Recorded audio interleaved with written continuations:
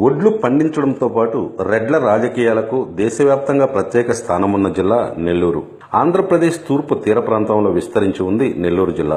జిల్లా ముఖ్య కేంద్రమైన నెల్లూరు పెన్నా నది ఒడ్డున ఉంది. ప్రపంచంలోని 3 రంగనాథస్వామి ఆలయాల్లో ఒకటైన తల్పగిరి రంగనాథస్వామి ఆలయం నెల్లూరులో ఉంది. సుమారు 5 లక్షల మంది జనాభా కలిగిన నెల్లూరుకి ఆ పేరు రావటం వెనుక చాలా కథలు ప్రచారంలో ఉన్నాయి. నెల్లూరుకు విక్రమసింహపురి అనే పేరు కూడా ఉంది. విక్రమసింహ మహావీర మనుమసిద్ధి రాజులు సింహపురి రాజధానిగా నెల్లూరు ప్రాంతాన్ని పరిపాలించారు. మనుమసిద్ధి కాలంలో నెల్లూరు సస్యశ్యామలమై అత్యధిక వరి దిగుబడితో విలసిల్లేది. అందుకే ఈ ప్రాంతానికి నెల్లి ఊరు అనే పేరు వచ్చింది. తమిళంలో నెల్లి అంటే వరి అని అర్థం. ఒడ్లు బాగా దొరికే ఊరు కావడంతో నెల్లి ఊరు అని పిలిచేవారని, అదే నెల్లూరుగా రూపాంతరం చెందిందని అంటారు. మరో కథనం ప్రకారం నెల్లూరు దండకారణ్యంలో ఉండేది. ఈ అరణ్యంలో ఎక్కువగా సింహాలు సంచరించేవి. నిద్రించే ఏనుగుల కలల్లో సింహాలు కనిపించి అవి నిద్రలోనే మరణించేవి. అందువల్ల ఈ ప్రాంతానికి సింహపురి అనే పేరు వచ్చిందని అంటారు. దండకారణ్యంలో ముండి, బోయ, నాగ తదితర ఆదిమ జాతులు నివసించేవారు. దీంతో ఈ ప్రాంతాన్ని ముండినాడు, ముండి రాష్ట్ర అని పిలిచేవారని చెబుతారు. క్రీస్తుపూర్వం 3-4వ శతాబ్దాలలో సముద్రగుప్తుని మరణానంతరం అటవిక తెగ దాడుల ఫలితంగా దక్షిణ దేశ రాజకీయ, సాంఘిక పరిస్థితులు అల్లకల్లోలమయ్యాయి. పల్లవ, చోళ, పాండ్య వంశాల పాలన అణగారిపోయింది. ఈ కాలంలో పల్లవులు తమ రాజధానిని కంచిని వదిలి నెల్లూరు ప్రాంతం నుండి కృష్ణా వరకు దక్షిణంగా ఉన్న ఆంధ్రదేశాన్ని పాలించారని తెలుస్తుంది. నెల్లూరు ప్రాంతం నుండి కృష్ణా వరకు దక్షిణంగా ఉన్న ఆంధ్రదేశాన్ని పాలించారని తెలుస్తుంది. ఈ కాలంలోనే పెన్నా నది తీరాన పల్లవులే విక్రమసింహపురిని నిర్మించి ఉంటారనే అభిప్రాయం చరిత్రకారుల్లో ఉంది. 6వ శతాబ్దం ద్వితీయార్ధంలో ఆది పల్లవుల్లో చివరి వాడిన సింహవర్మ, ఇంపీరియల్ పల్లవులో మొదటి వాడిన సింహవిష్ణులు నెల్లూరుని స్థాపించి ఉండవచ్చనే అభిప్రాయం కూడా ఉంది. కవిత్రయంలో ఒకడైన తిక్కన మహాభారతంలోని 15 పర్వాలను నెల్లూరులోనే రచన చేశాడు. కళలకు, కళా పోషకులకు నెల్లూరు పెట్టింది పేరు.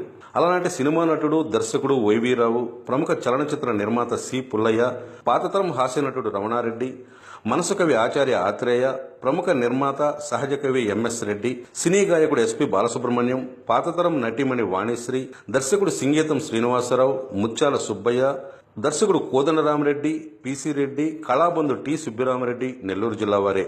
ఎందరో రాజకీయ ఉద్దండులను నెల్లూరు అందించింది.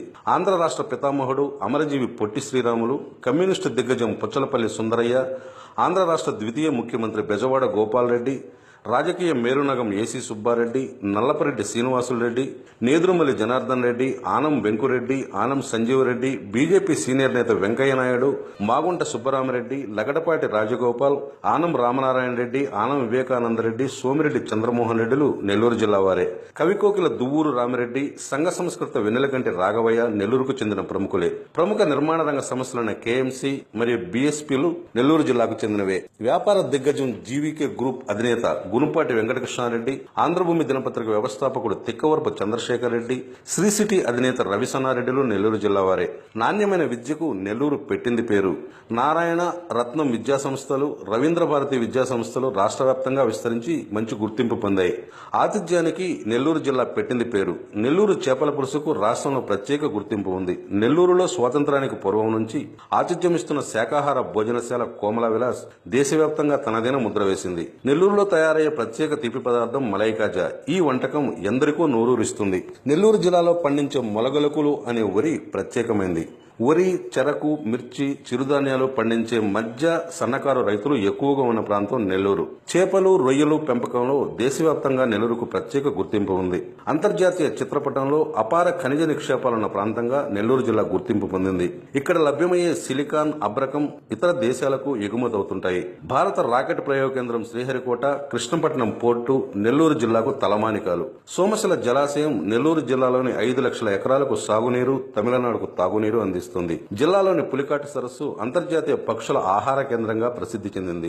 ఈ జిల్లాలోని నేలపట్టు విదేశీ విహంగాల పునరుత్పత్తి కేంద్రంగా గుర్తింపు పొందింది. పురాతన ఆలయాలు, చారిత్రక కోటలు ఈ జిల్లా చారిత్రక నేపథ్యాన్ని నిశ్శబ్దంగా వివరిస్తుంటాయి. ఈ వీడియో మీకు నచ్చితే లైక్ చేసి ఈరోజు టీవీని సబ్స్క్రైబ్ చేయండి. ఆ తర్వాత మీ మిత్రులకు షేర్ చేయండి.